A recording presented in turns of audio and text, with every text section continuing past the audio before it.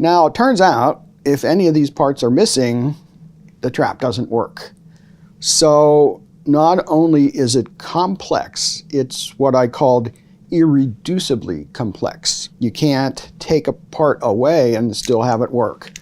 If you took away this hammer, the mice don't get caught. Take away the spring or the holding bar, any of the pieces, it doesn't work.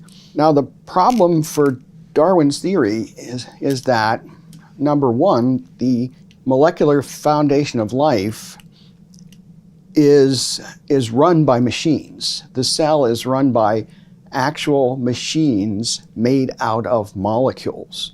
People find that fantastic, but hey, that's the way it is. There are little machines that act like outboard motors that can propel cells along, and other machines that carry cargo from one part of a cell to another. And those machines, just like pretty much any machine, including the mousetrap, have a number of different parts performing different roles, and they're all needed for the machine to work. Darwin's theory of evolution requires that natural selection favor an organism that has a very small change that helps the organism do something better.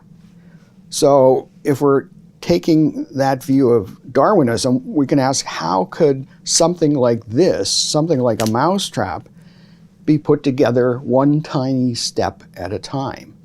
And it turns out it's surprisingly difficult. If you just had the wooden platform, just the bottom, that doesn't catch mice. If you put on, say, this holding bar, you might say, well, maybe if a mouse is running along, it would trip on the platform and impale itself on the holding bar.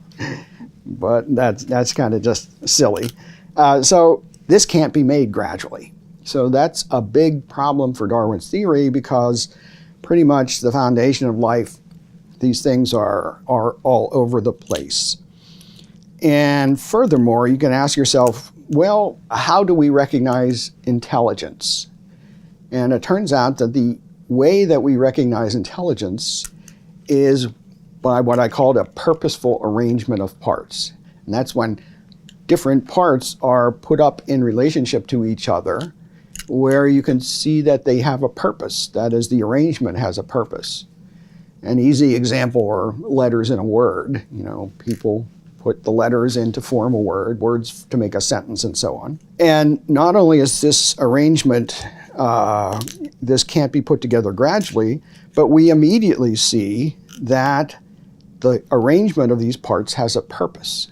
And so we immediately grasp the intelligence that was needed to produce something like this. And again, I can't emphasize enough that Darwin didn't know anything about the foundation of life. He and his contemporaries thought that the cell was a little piece of jello, protoplasm, they'd call it.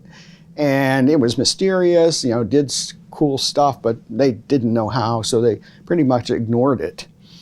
But modern science has shown that the cell is a lot like a ultra-sophisticated nanoscale factory, far, far beyond anything that humans could produce.